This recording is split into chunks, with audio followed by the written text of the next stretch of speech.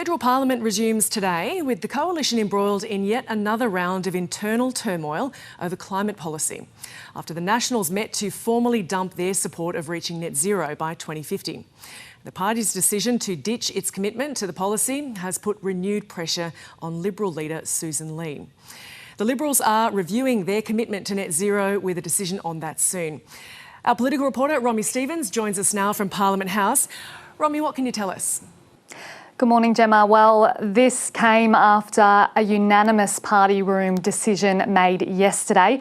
Nationals leader David Littleproud saying that the party will now shift its focus to climate adaptation instead of being solely focused on reducing carbon emissions. Now, in explaining this decision, the Nationals say that Australia will only have a small share in the global decarbonisation effort, and also that regional Australia in particular is being torn apart by the current commitment for Australia to offset all of its carbon emissions by 2050. Now, as part of this plan and this announcement being put forward by the Nationals, David Littleproud says that the party will now aspire to reduce carbon emissions by 30 to 40% by 2035. Now, that is significantly lower than the government's current target that was only announced recently of a reduction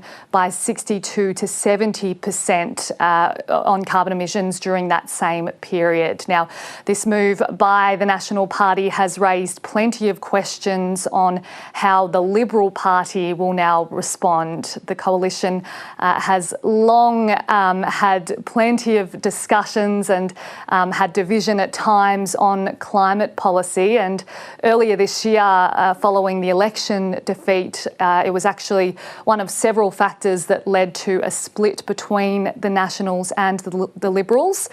So this step by the National Party will also pose a challenge to opposition leader Susan Lee on whether the Liberal Party will follow or potentially risk the coalition being split yet again if a consensus can't be reached. Now, the Liberal Party has already brought forward the timeline of a review that it's doing into energy policy in anticipation of this decision by the National Party.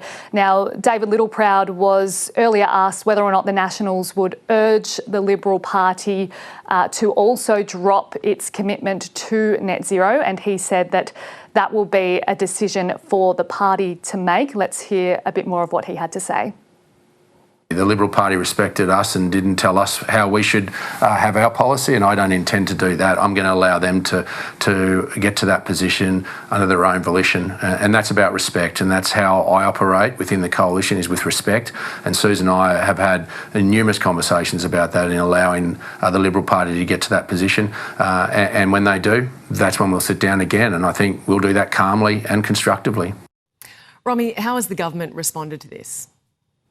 Well, Gemma, the government has been very critical of this decision by the Nationals. Climate Change Minister Chris Bowen saying that the Nationals have betrayed regional Australia in making this move. He says that regional Australia has the most to lose when it comes to the impacts of climate change, but also the most to gain when it comes to the transition. He goes on to say that farmers are earning a significant income stream from hosting renewable energy projects alongside their other farming activities. But in making this announcement and this move, the Nationals have pointed to rising power bills, rising electricity costs, impact that's having both on households and manufacturing and businesses.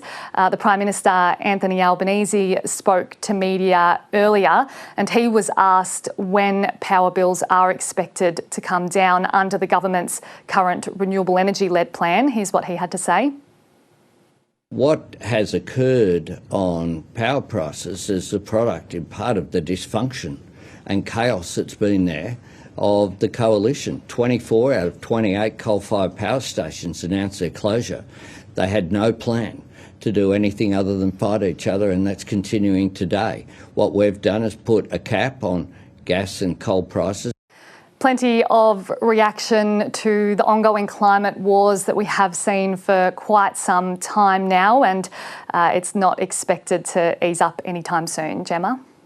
Political reporter Romy Stevens there at Parliament House. Thank you.